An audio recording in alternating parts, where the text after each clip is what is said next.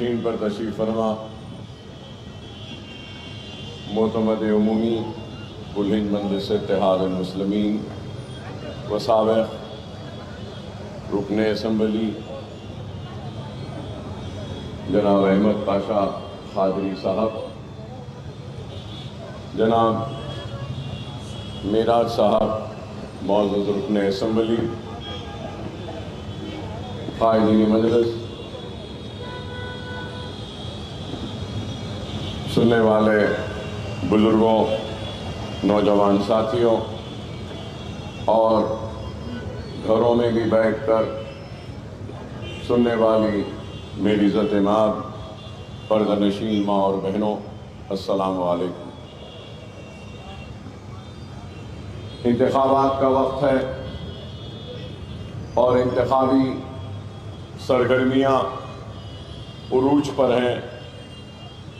نہ صرف انتخابی سرگرمیاں عروج پر ہیں بلکہ سورج بھی بڑی آب و تاب کے ساتھ اپنے گرمی کو برسا رہا ہے اور موسم گرم ضرور ہے، سیاسی گرما گرمی بھی اپنے عروج پر ہے۔ انتخابی جلسوں میں مقررین یہی بات دہراتے ہیں بار بار کہ ہم اچھے، ہماری پارٹی اچھی، آپ ہمارے حق میں اپنے ووٹ کا استعمال کریں۔ اور آج میں آپ کے درمیان میں کھڑا ہوں تو ہرگز و قطعی یہ بات نہیں کہوں گا کہ جیسا ہر مقرر کہتا ہے کہ میں اچھا، میری پارٹی، میری جماعت اچھی، آپ میری جماعت کے حق میں ووٹ دیں۔ یہ بات میں اس لیے نہیں کہوں گا کیونکہ مجلس اتحاد المسلمین صرف میری جماعت نہیں ہے، مجلس اتحاد المسلمین آپ کی اور میری اور ہم سب کی اپنی جماعت ہے۔ مجلس اتحاد المسلمین کو آپ نے، آپ کے آبا و اجداد نے، آپ کے بزرگوں نے اس جماعت کو سجایا ہے، سنوارا ہے اور اس جماعت کو ایک مقام بخشا ہے اپنی دعاؤں اور محنتوں کے ذریعے۔ اللہ فخر ملت علیہ رحمہ کی قبر کو نور سے بھر دے کہ فخر ملت علیہ رحمہ اور ان کے ساتھیوں نے اور اس وقت کی عوام نے فخر ملت کا ساتھ دیا، تعاون کیا اور ان کی آواز پر کھاندے سے کھانا ملا کر جماعت کو مستحکم کرنے کی ایک ایسے وقت کوشش کی جب ہمارا سب کچھ لٹ چکا تھا، ہمارے پاس کچھ بھی نہیں تھا اور ہم صرف مایوسی کا شکار تھے۔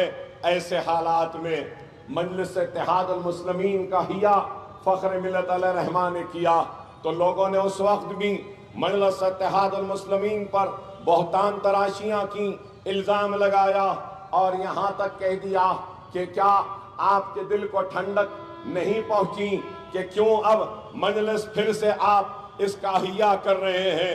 کیا آپ کو بس نہیں ہوا کہ کئی بستیاں اجڑ گئیں، کئی عزتیں اجڑ گئیں، کئی عصمتیں لٹیں، کنووں میں پانی کم تھا، لاشیں زیادہ تھیں، اب کیا آپ احیاء مجلس کے ذریعے کیا پھر سے ان حالات کو دہرانا چاہتے ہیں؟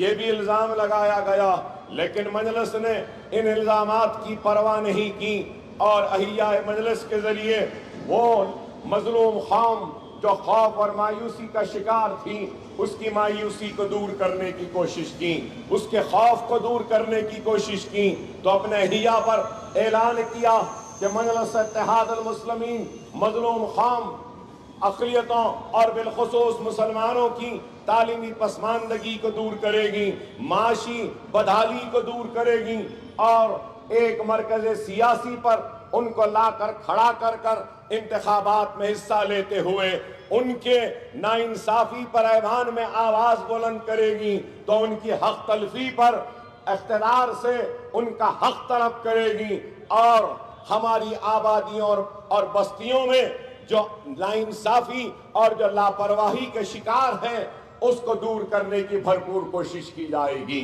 تو مجلس اتحاد المسلمین نے اپنے احیا سے لے کر آج کی تاریخ تک کام کیا، تو عوام نے، ہمارے آبا و اجداد نے، ہمارے بزرگوں نے فخر ملت علیہ رحمہ کا ساتھ دیا۔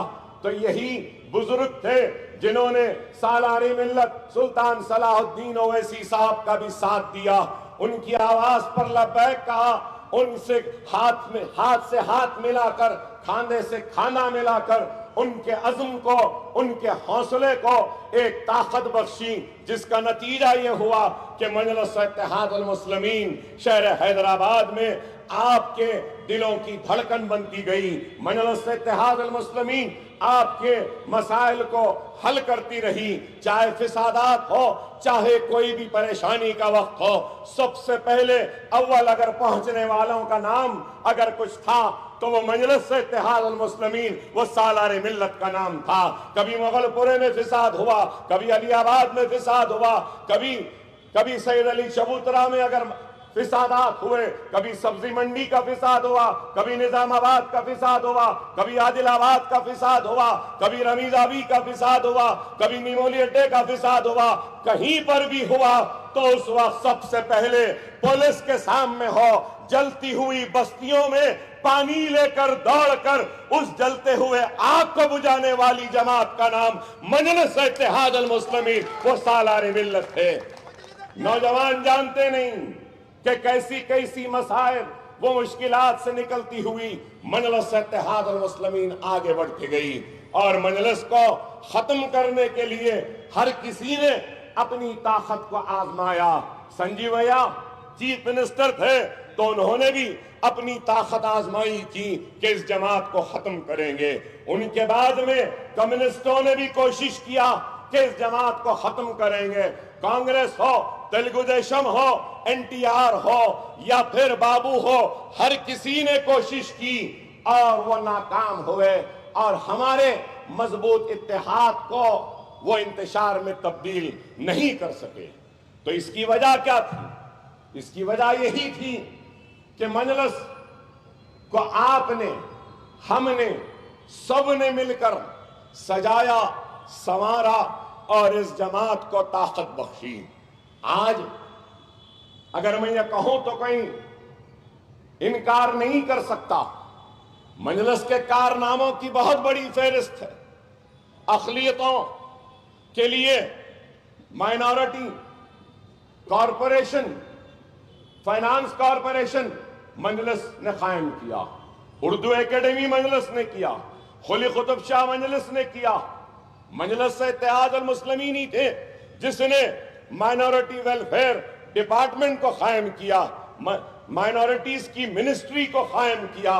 ارے مجلس ہی ہے جس نے ایس سی ایس ٹی کے برابر مسلم طلبہ کو بھی اسکالرشپ فیس ری امبرسمنٹ کا مطالبہ کیا۔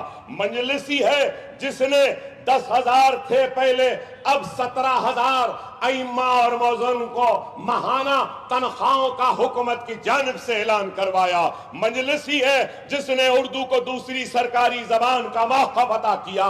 مجلس ہی ہے سیکریٹریٹ کی مسجد کو دوبارہ تعمیر کروایا حکمرانوں سے۔ یہ مجلس کا ہی کارنامہ ہے۔ لیکن الزام لگانے والے الزام لگاتے ہیں، لیکن میں ان ساری کارکردگی، ان سارے کام اور کارناموں کو ہٹا دیتا ہوں اور مان لیتا ہوں تھوڑی دیر کے لیے کہ مجلس نے کچھ نہیں کیا۔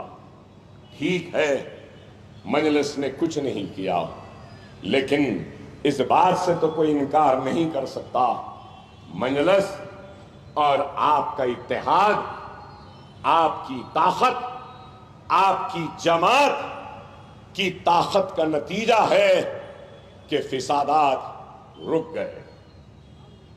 یہ آپ کا ہے۔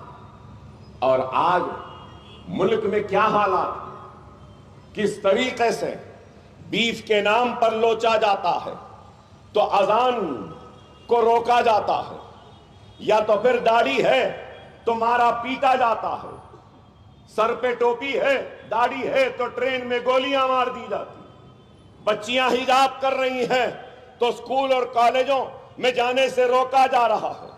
ارے یہ سب کچھ ہے، ارے مجلس نے کچھ نہیں کیا، کم از کم ایک کام تو کیا کہ تھکا مانند ایک روزی روٹی کی تلاش میں میرا بھائی دن کو گھر سے نکلتا ہے اور تھک کر اپنا پسینہ بہا کر کچھ دو روٹی کما کر گھر کو آتا ہے، چولہا جلاتا ہے اور چولہا جلا کر کچھ کھاتا ہے، اپنی بھوک کو مٹاتا ہے، ایک چادر بچھاتا ہے اور اپنی سے چھوٹی سی کٹھیا میں چادر بچھا کر سوتا ہے۔ تو الحمدللہ ہماری جماعت ہے، آپ کا اتحاد ہے اور ہماری قیادت ہے، اس کا نتیجہ یہ ہے کہ چھوٹی کٹیا میں چادر بچھا کے تھکے مانند سونے والے ہمارے بھائی کو کسی کی مجال نہیں ہے کہ اس کے نیند میں خلل پیدا کرے، اس کے نیند کو خراب کرے۔ کیا یہ مجلس کا کارنامہ نہیں؟ ارے آپ غور کرو، مجلس نے اپنے احیاء کے وقت جو وعدہ کیا تعلیمی پسماندگی کو دور کرنے کا، کیا مجلس اتحاد المسلمین نے شعبہ تعلیم میں کچھ نہیں کیا؟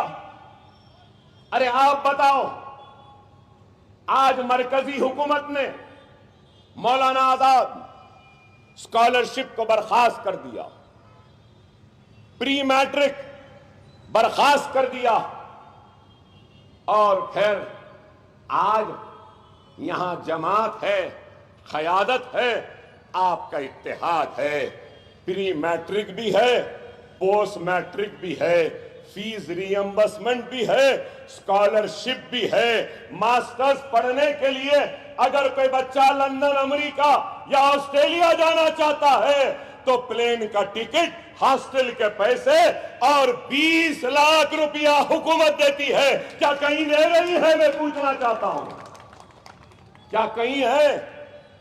ارے یہ کام ہے۔ پھر پوچھتے ہیں مجلس نے کیا کیا؟ ارے مجلس کام کر رہی ہے۔ ارے اس دور میں، ان حالات میں کچھ بھی کرنا اپنوں کے لیے بہت بڑا کام ہے، اس بات کو سمجھو۔ ہندوستان میں آج سیاسی شور و غل میں کئی آوازیں سنائی دیتی ہیں۔ اس شور و غل میں کہیں پر مودی کی آواز ہے، کہیں پر گاندھی کی آواز ہے، تو کہیں پر شاہ کی آواز ہے، کہیں پر سدھرامیہ کی آواز ہے، کہیں پر کے سی آر کی آواز ہے، کہیں پر چندرا بابو نائیڈو کی آواز ہے، کہیں پر لالو یادو کی اور تیجسوی یادو کی آواز ہے، تو کہیں ملائم سنگھ کی آواز ہے، کہیں اڑیسہ میں بیجو جنتا دل کی آواز ہے۔ ارے بتاؤ، اتنی آوازوں میں بھی ہماری آواز توجہ حاصل کرتی ہے، متوجہ کرتی ہے، اور ان سارے آوازوں کا جواب اگر ہے تو وہ مجلس اتحاد المسلمین ہے، آپ کا اتحاد ہے۔ کیا اس بات سے انکار کریں گے؟ پھر بھی لوگ سوال کرتے ہیں کہ کیا کام کیا؟ ارے آج کام ہے۔ مجھے سالار کے تقاریر کے جملے یاد آتے ہیں کہ سالار کہتے تھے ہم حکومت کو جھنجھوڑیں گے، مجبور کریں گے کہ ہمارے مسائل پہ متوجہ ہوں اور ہمارے مسائل کو حل کریں، لیکن ہم حکومت کے منتظر نہیں رہیں گے، ہم اپنی ذات سے بھی جو ممکن ہے کریں گے اور حکومتوں کو بھی مجبور کریں گے کام کرنے کے لیے ہمارے لیے۔ اور ہمارے کام کی نشانیاں موجود ہیں، ہماری اتحاد کی نشانیاں موجود ہیں، ہماری قربانیوں کی نشانیاں موجود ہیں، ہمارے خون اور پسینے کی محنت کی نشانیاں موجود ہیں، تو وہ نشانیاں دارالسلام کی شکل میں موجود ہے۔ تو تو انجینئرنگ کالج کی شکل میں موجود ہے، تو میڈیکل کالج کی شکل میں موجود ہے، ایم بی اے کالج کی شکل میں موجود ہے، ایم سی اے کالج کی شکل میں موجود ہے، فارمیسی کالج کی شکل میں موجود ہے، آرکیٹیکچر کالج کی شکل میں موجود ہے، نرسنگ کالج کی شکل میں موجود ہے، فزیو تھراپی کے کالج کی شکل میں آج موجود ہے۔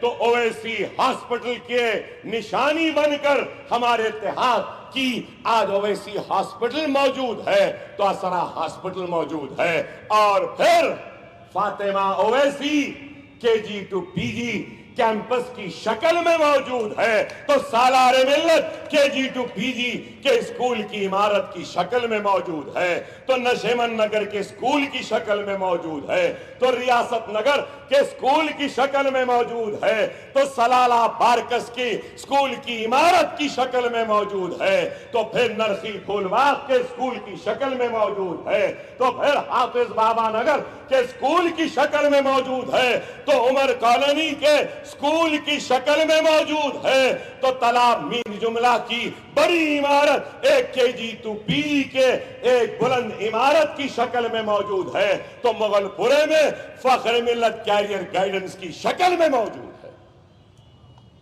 پھر بھی پوچھتے ہیں کہ کیا کیا؟ بے شک بہت کام کرنا باقی ہے، لیکن ایسا نہیں ہے کہ کام نہیں ہوا۔ کام ہونے کے لیے وقت لگتا ہے۔ آدھی رات یا راتوں رات نہ کوئی رئیس بنتا ہے، نہ راتوں رات کوئی محل کا مالک بن سکتا ہے۔ ارے اس کے لیے جدوجہد کرنی پڑتی ہے۔ ارے آج یہ سب کچھ ہے تو 3 نسلوں کی محنت، قربانی، ایثار اور اتحاد کے بعد میں یہ حاصل ہوا۔ کوئی ایک نسل کی محنت نہیں ہے۔ ارے میں نے اگر 10 عمارتیں بنائی ہیں میں نے، تو 25 برس لگے ان عمارتوں کو کھڑے کرنے میں۔ 1 لاکھ اسکوائر فٹ کی عمارت سالار ملت کے G two P G, 2,40,000 square feet barrister Fatima Owaisi کے جی ٹو پی جی کی عمارت، نشیمن نگر کی 64,000 اسکوائر فٹ کی عمارت، ریاست نگر کی 90,000 اسکوائر فٹ کی عمارت، امبر پیٹ میں 65,000 اسکوائر فٹ کی عمارت، ارے پھول باغ میں 64,000 اسکوائر فٹ کی عمارت، عمر کالونی میں 55,000 اسکوائر فٹ کی عمارت، حافظ بابا نگر میں 64,000 اسکوائر فٹ کی عمارت، سلالہ بارکس میں 50,000 اسکوائر فٹ کی عمارت۔ ارے بتاؤ، یہ مغل پورے میں فخر ملت کے نام سے دیکھو جا کر اس عمارت کو، 65,000 اسکوائر فٹ پہ عمارت۔ ارے ایک گھر بنا کے دیکھو تو پتا چلتا ہے کہ گھر بنانے میں کتنی مصیبت ہے۔ ایک گھر چلا کر دیکھو کہ پتا چلے گا کہ کتنی مصیبت ہوتی ہے گھر چلانے میں۔ اویسی ہاسپٹل، اسرا ہاسپٹل، صرف دکن میڈیکل کالج کے میڈیکل کالج، اویسی و اسرا، اگر یہ تینوں کو لے لیتے ہیں تو 18 لاکھ اسکوائر فٹ کی عمارتیں ہیں۔ کیا معمولی ہے؟ ارے غور کرو، جو لوگ الزام لگاتے ہیں مجلس نے کیا کیا، میں ان سے کہنا چاہتا ہوں، دکن میڈیکل کالج کی ماہانہ تنخواہ 4.5 کروڑ، اسرا اور اویسی کا 4 اور 3 4.5 ملا کر صرف یہ 3 دکن میڈیکل کالج، اسرا، اویسی کا ماہانہ خرچہ 12 کروڑ ہے۔ صرف تنخواہیں 12 کروڑ ہیں۔ ارے ہم سے پوچھتے میں نے کیا کیا؟ ارے میں جو اسکول پڑھا رہا ہوں، 20,000 بچوں کو مفت تعلیم کا انتظام، 500 یتیم، 700 ایسے بچے جن کے والد نے والدہ کو چھوڑ دیا. 12,000 خواتین کو سالانہ ٹریننگ, فیشن ڈیزائننگ, سوئنگ, 6 مہینے کا course, certificate, machine, beauty parlour, اور اس کے بعد برائیڈل میک اپ کی ٹریننگ ہو گئی تو بیوٹی پارلر کے کٹ کے ساتھ. ارے بتاؤ, پھر پوچھتے ہیں کیا کام؟ فخر ملت بلہ گڑا, بابا نگر, ریاست نگر میں ہر سال 5,500 بچوں کو فری تربیت, ٹیوشن کس کی؟ 10th کی کوچنگ, انٹر کی کوچنگ, ناٹا کی کوچنگ, ایپسیٹ کی کوچنگ, نیٹ کی کوچنگ, آئلز کی کوچنگ, جی میٹ کی کوچنگ, سیٹ کی کوچنگ, کمپیوٹر کلاسز کی کوچنگ, انگلش اسپوکن انگلش کی ٹریننگ, 5,500. ارے مجھ سے پوچھتے ہو کہ مجلس نے کیا کیا؟ آؤ میں بتاتا ہوں تم کو کہ ہم نے کیا کیا. حسینی عالم کا ایک بچہ ہمارے پاس انٹر کی کوچنگ کو آتا تھا. ارے اس لڑکے نے باٹنی میں 60 میں سے 60 حاصل کیے, کیمسٹری میں 60 میں سے 60, زولوجی میں 60 میں سے 60, فزکس میں 60 میں سے 60, انگلش میں 99, عربک میں 99. ارے ہم نے یہ کام کیا ہے.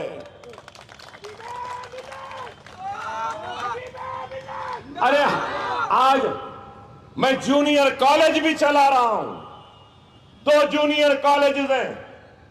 2 جونیئر کالجز میں, ہمارے ریاست نگر کے جونیئر کالج میں ایک لڑکی کتنے پرسنٹ لائی معلوم آپ کو؟ 97%. 97. 60 فزکس میں, 60 باٹنی میں, 60 زولوجی میں, 57 کیمسٹری میں, انگلش میں 99, عربک میں 100. پوچھتے ہیں نا مجلس نے کیا کیا؟ ارے جونیئر کالج میں اتنے مارکس لانے والی بچی کوئی گرامر اسکول کی نہیں, کوئی کانوینٹ کی نہیں, کوئی اسٹینلی کی نہیں, کوئی نصر کی نہیں, کوئی حیدرآباد پبلک اسکول کی نہیں. الحمدللہ 13 برس اویسی اسکول میں پڑھنے والی بچی کا نام ہے. پھر پوچھتے ہیں کہ کیا کیا؟ ارے یہ ہمارا کام ہے. ارے دنیا دیکھے گی. کبھی دنیا نے عبدالواحد اویسی کو دیوانہ کہا, کبھی دنیا نے صلاح الدین اویسی کو پاگل کہا, تو اسی دیوانے وہ پاگل کا خون آج ایک اور بات کہہ رہا ہے. لکھ لو میری اس بات کو کہ وہ دن دور نہیں, میری نظریں دیکھ رہی ہے, اور اویسی اسکول اور ہمارے کالجز سے پڑھنے والے بچے آنے والے کل میں IAS بنیں گے, IPS بنیں گے, IRS بنیں گے, IFS بنیں گے, ڈاکٹر بنیں گے, انجینئر بنیں گے, سائنٹسٹ بنیں گے, ریسرچ اسکالرز بنیں گے. میری نظریں دیکھ رہی ہیں. بس اللہ سے دعا ہے کہ اللہ مجھے اتنی حیات دے کہ میں جس درخت کو لگایا ہوں اس درخت کے پھل کو ان درختوں پہ آتے ہوئے دیکھ سکوں. ارے کام ہے, کام کیا ہم نے. ہاں ہم یہ نہیں کہتے کہ ہمارے کام میں غلطیاں نہیں ہیں. ہم یہ نہیں کہتے کہ ہمارے کام میں کچھ خامیاں نہیں ہیں. ہاں ہم یہ نہیں کہتے کہ ہمارے کام میں کوئی کمزوریاں نہیں. ہم انسان ہیں. اکبر اویسی غلطیوں کا پہاڑ ہے. اکبر اویسی غلطیوں کا پہاڑ ہے. مقرروں تقریر کرنا آتا ہے. ایک سیاست دان کا بیٹا ہوں, سیاست کرنا آتا ہے, لیکن تعلیمی ادارے چلانا یہ ہمارے بس کی بات نہیں ہے، لیکن پھر بھی کوشش کر رہے ہیں۔ کوشش کو کامیابی اس لیے مل رہی ہے کہ ہماری نیت میں کوئی کھوٹ نہیں ہے، ہماری نیتیں ایماندار ہیں، دیانتدار ہیں۔ اگر ہم بے ایمان ہوتے، اگر ہم استحصال کرنے والے ہوتے، اگر ہم آپ کا استعمال کرنے والے ہوتے، یا صرف آپ کی واہوائی یا داد حاصل کرنے والے ہوتے، تو اللہ اس کے رسول کی قسم 10 مرتبہ مسلسل حیدرآباد کی پارلیمنٹ کی نشست کو جیتتے نہیں تھے۔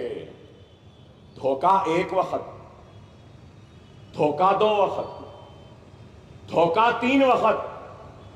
کیا ہم اتنے نادان، اتنے کمزور ہیں کہ 10 وقت دھوکہ کھا گئے؟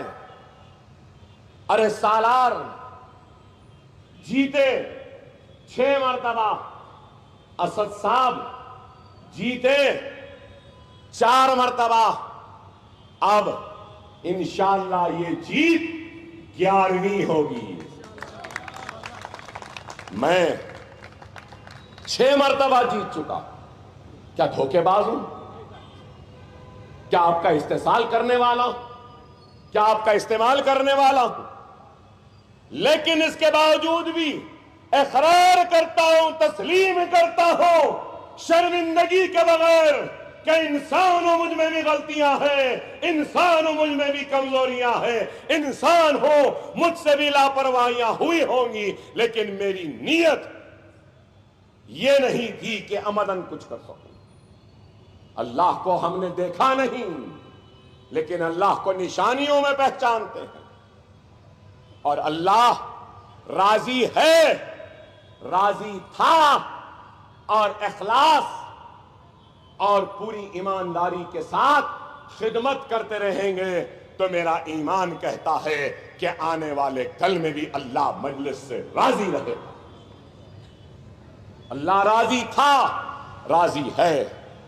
بے شک یہ اسمبلی کے انتخابات ایک طرف اگر اللہ کی رضا کو ظاہر کر رہے ہیں، تو دوسری طرف اللہ کے اس پیغام کو بھی ہم تک پہنچا رہے ہیں جس میں اللہ کہہ رہا ہے، اے مجلس والو، تم میں کوتاہی آئی ہے، کوتاہی کو دور کرو۔ اے مجلس والو، تم کمزور ہو گئے، کمزوری کو دور کرو۔ اے مجلس والو، یہ عوام دور ہو رہی ہے، ان کو قریب کر لو۔ یہ عوام ناراض ہو رہی ہے، ان کی ناراضگی کو دور کر لو، اور مجلس کو کمزور ہونے سے بچا لو، اپنے غفلت کے نیند سے بیدار ہو جاؤ۔ اس بیدارگی کا ثبوت ہے کہ اکبر الدین اویسی آپ کے درمیان میں۔ خدا را ملک کے حالات کو دیکھو، سمجھو کہ آج یہ ملک کس طرف جا رہا ہے۔ ہم کو ہر وقت غیروں سے کم اپنوں سے بہت نقصان ہوا۔ ہر وقت بیٹھے بزرگ یہاں پہ 90 کے دہے میں بھی ہم کو اپنوں سے نقصان ہوا، اور آج بھی کوئی اور نہیں، ہمارے اپنے ہیں جو ہماری صفوں میں انتشار کو پیدا کرنا چاہتے۔ کس کے لیے؟ ذاتی مقصد کے لیے، اپنی ذاتی انا کے لیے، اپنی ذات کے طاقت کے لیے۔ اللہ اس کے رسول کی قسم، اکبر الدین اویسی اپنی ذات کے لیے نہیں جیتا، اپنے نفس کے لیے نہیں جیتا۔ اگر جیتا ہے تو اپنی قوم کے لیے، اپنی ملت کے لیے، اپنے بھائیوں کے لیے، اپنی بہنوں کے لیے۔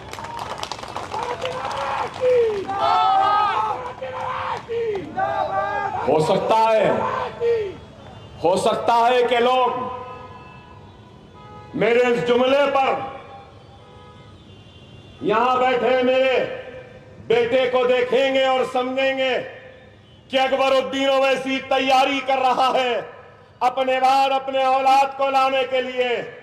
اللہ اس کے رسول کی قسم، نہ اکبر الدین اویسی کو خواہش تھی سیاست کی یا ایم ایل اے بننے کی، نہ اس باپ کو اس بیٹے کے لیے ایم ایل اے بنانے کی کوئی خواہش ہے۔ اللہ اس کے رسول کی قسم، میں اپنی خدمت، اپنے کام میں اپنے نفس کو آنے نہیں دوں گا، اور اللہ جو میرے کام کو قبولیت کے بعد جو مجھے اجر دے گا، تو میرے کام کے بیچ میں اپنے نفس کو، اپنی اولاد کو آگے بڑھانے کی خواہش کو کبھی نہیں لاؤں گا۔ اگر آنا ہے تو اللہ لائے گا، لیکن ایک باپ تو چاہے گا کہ یہاں سے یہاں نہ آئے، وہاں سے یہاں آئے اور یہاں سے یہاں آئے۔ محنت کرو، خدمت کرو، جدوجہد کرو، قربانی دو، کبھی نہیں تھی۔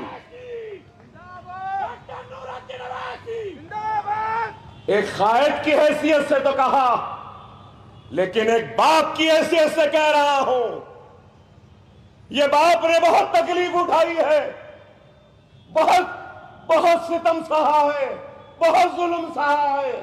اس باپ نے گولیاں کھائی ہے، اس باپ نے چاقوؤں کو اپنے جسم پہ لیا، اس باپ نے اپنی تعلیم کو ترک کر دی۔ یہ باپ آج بھی ایسے کروٹ نہیں لے سکتا، مڑ نہیں سکتا، تکلیف میں رہتا ہوں، کھانا نہیں کھا سکتا، دسترخوان پہ لوازمات کو دیکھ کر آنکھ سے آنسو آتے ہیں، لیکن پلٹ کے چلا جاتا ہوں۔ جیل میں رہا 40 دن، میں نہیں چاہتا کہ جو تکلیف میں اٹھایا میرا بیٹا اٹھائے۔ میں نہیں چاہتا باپ کی حیثیت سے، مگر یہ ہے کہ میرے اسکول، میرے اداروں کو چلانے کے لیے، تیار کرنے کے لیے آج ہم کو ضرورت ہے تو کیا کہ اگر میں مر جاؤں تو بھی میرے ادارے چلتے رہیں۔ ماہانہ میرے اسکولوں کی تنخواہ کتنی ہے معلوم؟ 57 لاکھ۔ اب تک 51 سمجھتا تھا، قریب 60 لاکھ کے قریب۔ ارے اس 60 لاکھ میں شاندار گاڑی میں پھر سکتا تھا، اس 60 لاکھ میں محل بنا کے رہ سکتا ہوں، اس 60 لاکھ میں بڑے مہنگے کپڑے پہن سکتا ہوں، لیکن دنیا نے دیکھا اکبر الدین اویسی نے جب شوق کیا گاڑی کا، کپڑے کا، گھڑی کا، جوتوں کا، تو دنیا نے دیکھا کہ دنیا میں بہت کم لوگ تھے جو اس شوق سے مقابلہ کر سکتے تھے۔ لیکن آج اگر میرا کچھ شوق ہے تو کیا ہے؟ کتاب، قلم، بستہ اور قلم اور علم کی طاقت کے ذریعے ایک نئے انقلاب کو پیدا کرنا۔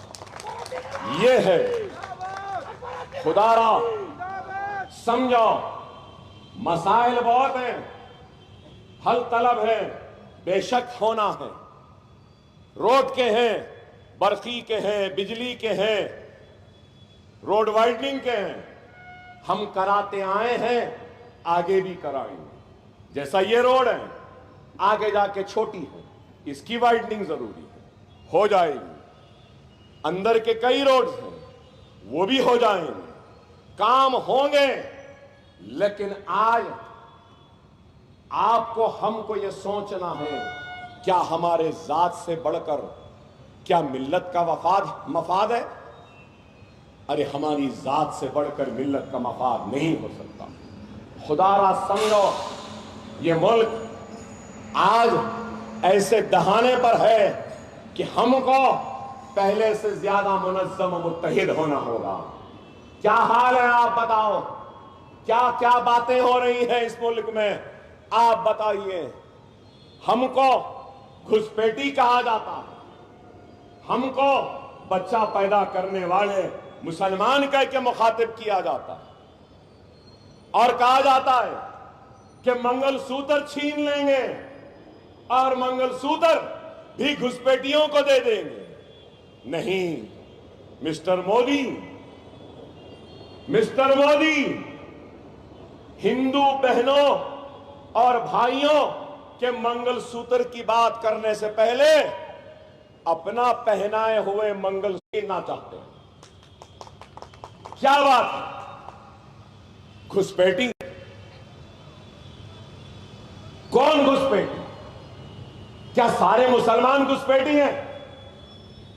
میں پوچھنا چاہتا ہوں، میزائل مین عبد الکرم جنہوں نے میزائل بنایا، کیا وہ گھسپیٹی تھے مسٹر مودی؟ فخر الدین علی احمد کیا وہ گھسپیٹی تھے؟ ذاکر حسین کیا وہ گھسپیٹی تھے؟ میں پوچھنا چاہتا ہوں، ارے اتنے بڑے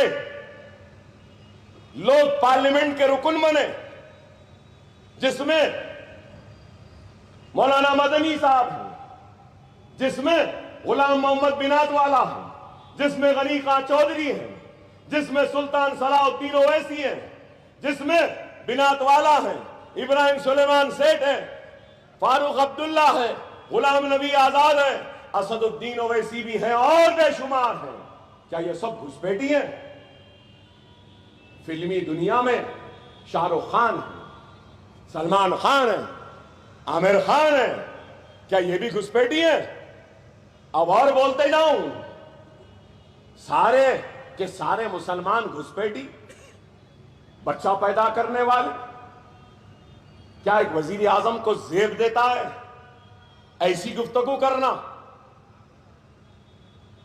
الیکشن کمیشن سے نوٹس آئی تو گھسپیٹی، مسلمان، یہ وہ سب چھوڑ دیے اور اب کہہ رہے ہیں کہ جب تک میں زندہ ہوں مذہب کے نام پہ مسلمانوں کو تحفظات نہیں ملنے دوں گا. اوہ واہ! ایک طرف یہی وزیر اعظم کہتے ہیں پسماندہ مسلمان، نہیں بولے؟ ہاں ایک آئی بھی ہے نا یہاں پہ، وہ بھی بول رہے ہیں نا پسماندہ مسلمان، پسماندہ مسلمان.